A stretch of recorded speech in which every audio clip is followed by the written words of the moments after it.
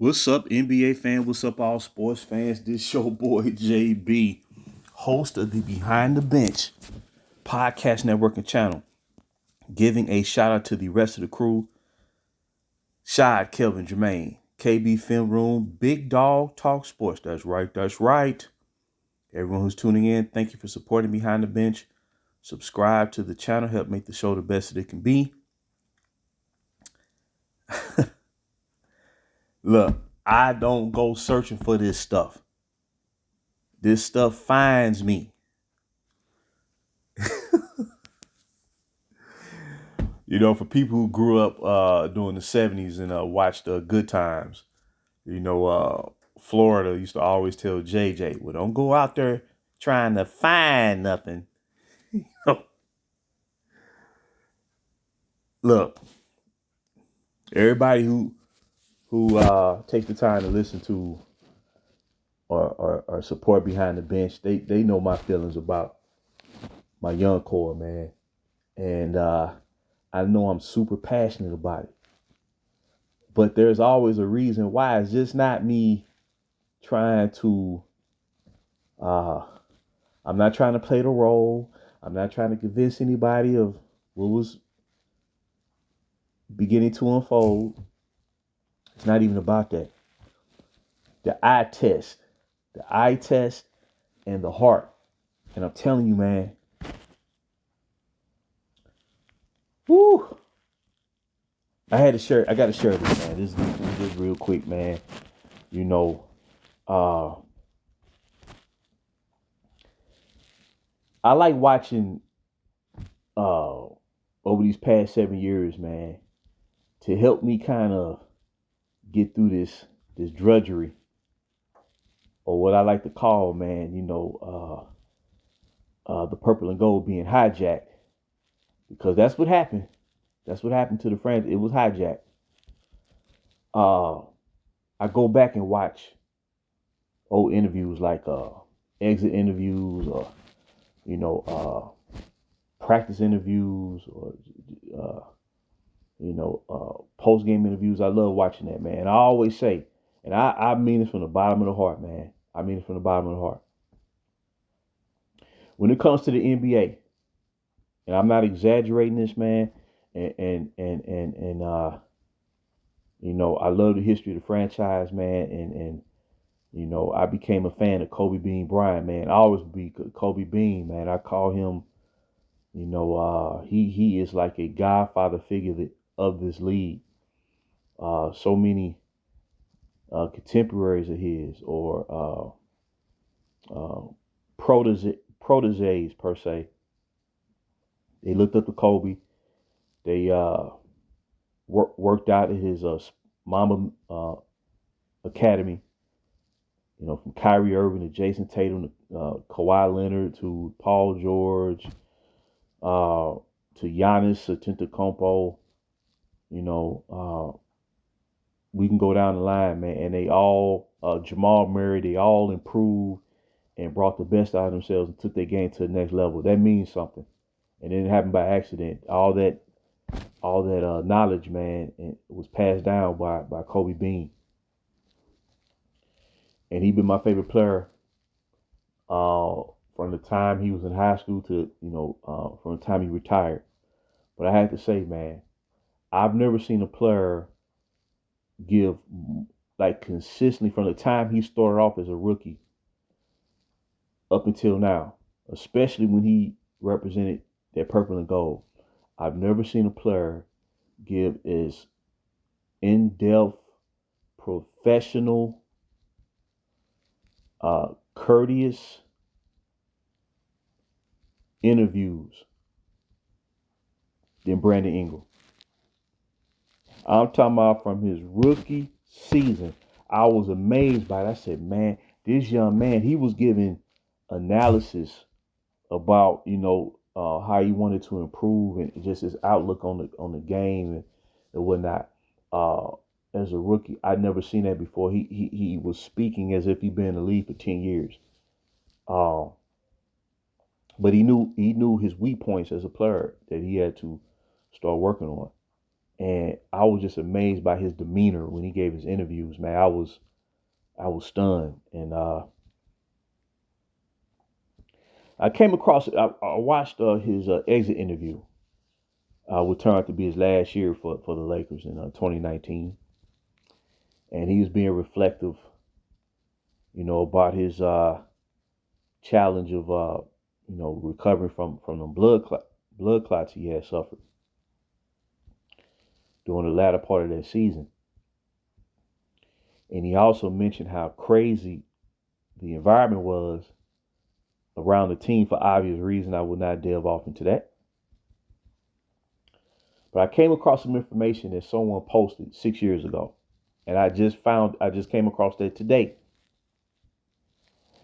And when I say the eye test don't fool you. You may not even realize the fullness of what you're watching. But the eye test is telling you, man, this guy finna be special. So just as I didn't realize that Julius Randle in his last year with LA, that man shot 56% from the floor playing power forward. 50, and he never shot that percentage again in his career because he had to change up his whole game. Brandon Ingram, after that year's All-Star break, not only was he playing the best basketball of his career, and then he was starting to break through as a player, but he was playing better than anybody on that team, including the Hurricane, on both sides of the court. Because remember, Kyle Kuzma had to shove the Hurricane in the back to play defense, doing actual game action.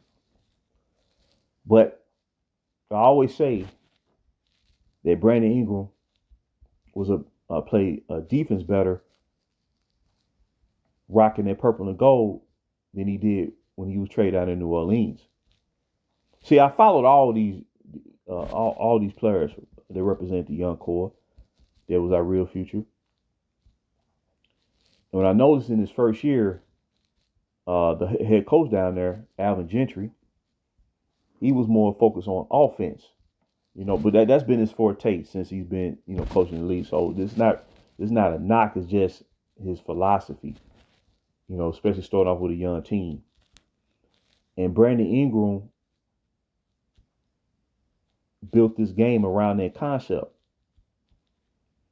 And his defense has not been as effective as it was when he was in LA.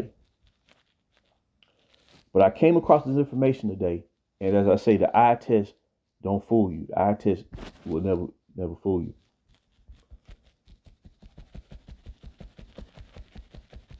Not only was he averaging 27 points, over 5 rebounds and 5 assists after the All-Star break, he was shooting 53% from the floor. 53%. But guess what? This is what I found out. Of all the players in the NBA, that includes every position on the court, centers, power forwards, small forwards, shooting guards, point guards, Brandon Ingram was ranked 12th in the league in defensive rating after the All-Star break before he suffered them blood clots and had to undergo a procedure or a surgery to remove them blood clots. So that means he was the best player on the team. He was the best two-way player on the team as he was approaching the end of his third year. And I keep finding these gold nuggets, man. And as I say, most of this information in terms of their improvement overall as a team, point differential, stuff like that. But this is stunning because to be a third-year player And to break through like that, because basically he was breaking through as a player despite of everything, man. He was able to channel. He's at the free throw line. LeBron gonna trade you. LeBron gonna trade you. That was a tragic moment. I just lost it, man. I just like that was disgusting that a player like that representing your franchise had to go through something like that. And when he was asked about that situation, that moment, he answered in a very professional manner, man, not belligerent, anything like that. So, of all the players in the NBA, he ranked 12th in the league in defensive rating. So, do you know what that means? Do you know what that means? Let's say if the Hurricane is never brought to the Lakers, and let's say he don't suffer the blood clots, that momentum and that building confidence, you know what happens when a player kind of breaks through like that. That momentum carries over to the next year. And this is why I say, going into his third year,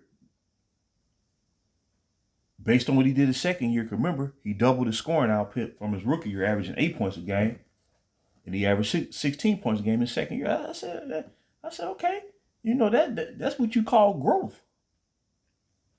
In his third year, now for the season, he averaged 18 points a game because he had to play with the Hurricane. But if he didn't have to play with the Hurricane, he can really, truly, really develop and grow at that position of small forward. Because really, he's a two guard. He's a two guard. Going into this season, no. After the 2018 season ended, going into the offseason, I said, Brandon, he gonna drop 22 points a game going to his third year. So do you know what that means? Based on that trajectory, if he'd remained in LA playing under that system with his teammates, the Randalls, the Lonzos, the Zubats, because they had a 10th ranked defense as a team the majority of their season. The majority of the season before, I think Lonzo got hurt down the stretch or something like that. He kind of got hurt down the stretch his rookie year. But he had the makings. If he had remained with the Lakers, no Hurricane, no nonsense, he could have become the best two-way player in the league at his position.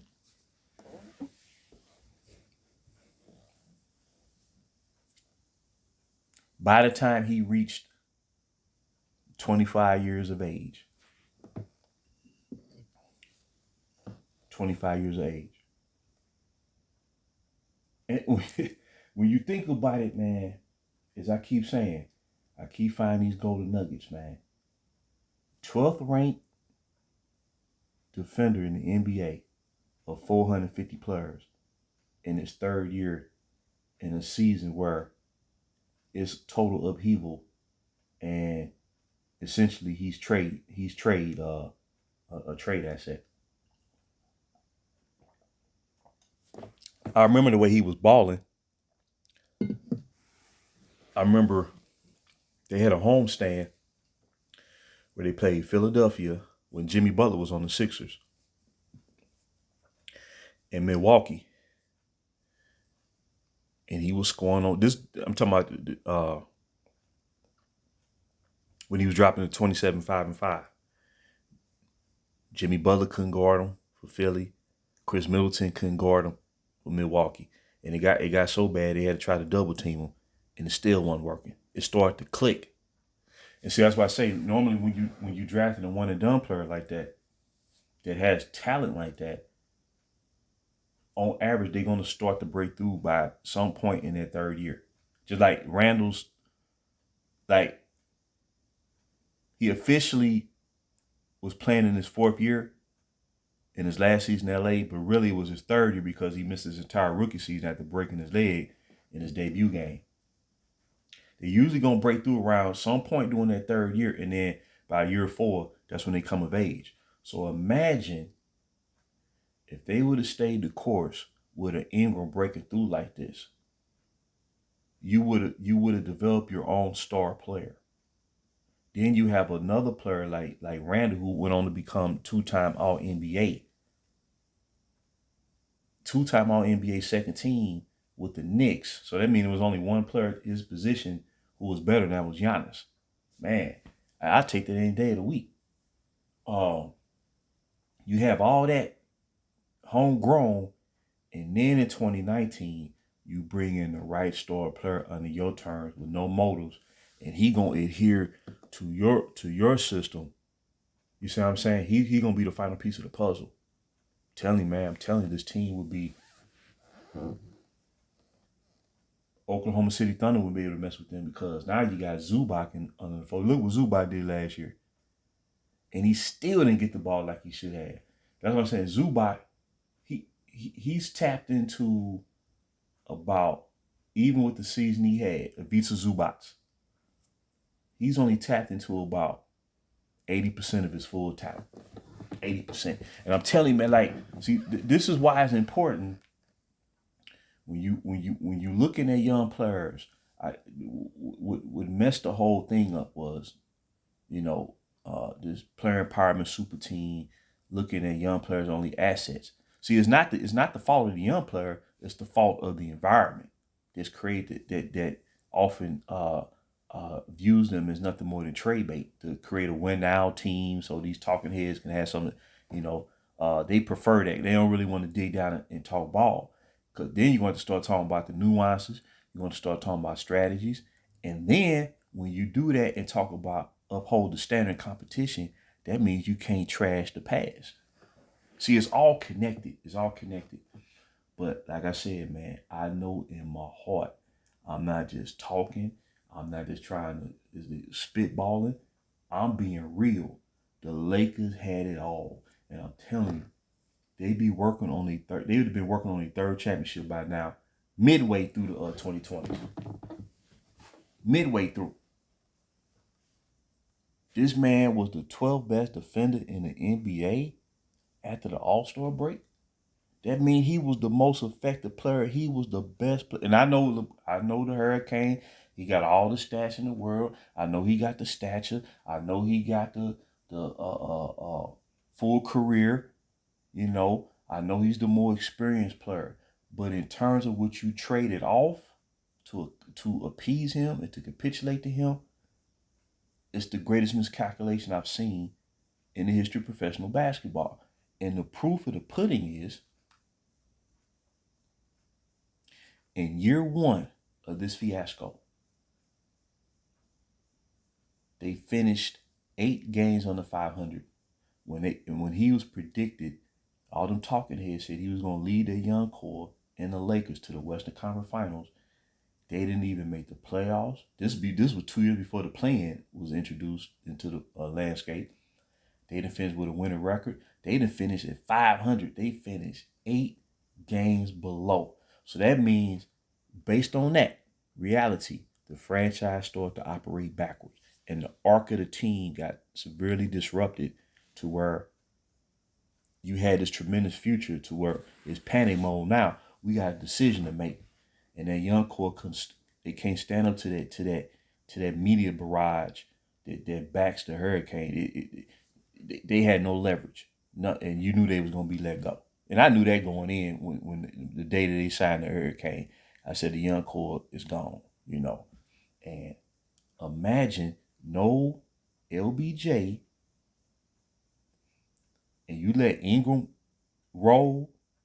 In year 3, you let Randall roll. You let Lonzo roll. You let Kuzma roll. You ain't trading Zubac. You let him grow and develop. You re-signed Brook Lopez. You still got Jordan Clarkson instead of trading him and Larry Nance Jr. A way to create cap space to sign the Hurricane. You got all your young talent. You got the Carusos. You got your G League talent stashed. You got your draft picks. You got your cap space appropriated to perfection. This team would have been a dynasty, man. This is why I can't let it go, because I know what I'm looking at. That's the thing. And like I said, I didn't know Brandon Ingram I didn't know his defensive ranking was that high, but I knew he was playing good defense. I didn't know he was playing that well of defense. See, and what the talking heads miscalculated, what the Laker brass were led to miscalculate, and the fans who were led to support this quote unquote endeavor. Remember, the talking head said that bringing the Hurricane to the team would attract more superstars come free agency. But they haven't signed one superstar through free agency since they brought the Hurricane to the team. Every superstar that they got, from Anthony Davis to Russell Westbrook to Luka Doncic, they had to trade they own and include draft picks to get that superstar. What they don't realize is it wasn't the Hurricane that would have attracted the prime superstar. It would have been that young core. It would have been that young core. That's why I say the stars was lining up so perfectly. It was almost like the basketball guys was like, yeah, we finna bless y'all with a decade plus. That's what it came across to me. And you're still bringing in your Austin Reeves, you're still bringing in your Max Christie's, you're still bringing in your Dalton Connects, your Scottie Pippen Juniors, and other people who you could have drafted instead of using the draft pick to trade. You know, they could have had Jaden McDaniels, but they traded his rights to OKC to acquire Dennis Schroeder, who was much maligned and was gone after 1 year. Come on, man, what we doing? And that's one of the reasons why they crashed in the first round, lost to Phoenix. See, 2020 was not supposed to be the year the Lakers vied for the championship. It would have been going into the decade, not the 2020. That's why I say it's the all-time trade-off. It's the greatest miscalculation I've ever seen in pro ball, in sports, ever. But like I said, I'm not trying to get long-winded, but I'm telling you, the eye test is real. It ain't just some luck of the draw, you know. But I just want to give that shout out to B.I., man. I didn't know he was playing defense on that level. So I came across a comment that was posted 6 years ago, after when he was conducting his exit interview. And he knew he was finna be traded, but he was so professional, man. See, when you got young men like that, see, even when he was about to be shipped out of there, he represented the franchise with respectability and honor. You see what I'm saying? Like with integrity. Like, it's more to it than trying to go for broke. It's more to it than that. Because when you go that route, you just bringing in guys as mercenaries. They ain't gonna be part of the Laker history. Most people gonna forget that even Carmelo Anthony was on the team. They 5 years from now, when you bring that up, people are like, man, he wasn't on no Lakers. Yes, he was, but it was only for a fleeting moment in time. They're not gonna remember Kendrick Nunn was on his team, or Wayne Ellington was on this team, or DeAndre Jordan was on this team. They not gonna remember them cats. Lance Stevenson and cats like that. But Brandon Ingram, man, I'm telling you, man, like just go back and watch his. Well, I know most people won't do it, but just, man, if you come across the way he conducted himself in the interviews, man, I'm telling you, man, we had world class young talent on that team, dog. And that's why Rob Pelinka said during the draft combine that other executives across the league complimented the young core who they drafted, because he said they never seen a young core compete like that starting out. That's what they said about the Lakers young core, according to Rob Pelinka. That's why I say they was competing at the Yazoo before they brought the Hurricane to the team. So I just want to drop that. 27, 5-5, 53% shooting, and was the 12th best defender in the NBA per defensive rating after that All-Star break, before he suffered them blood clots. So imagine what he would have been with the Lakers if he was allowed to play moving forward representing that jersey without the hurricane. It'd have been lights out. But I just want to drop that nugget. Leave your comments and thoughts. Until next time, JB, BTB, behind the bench.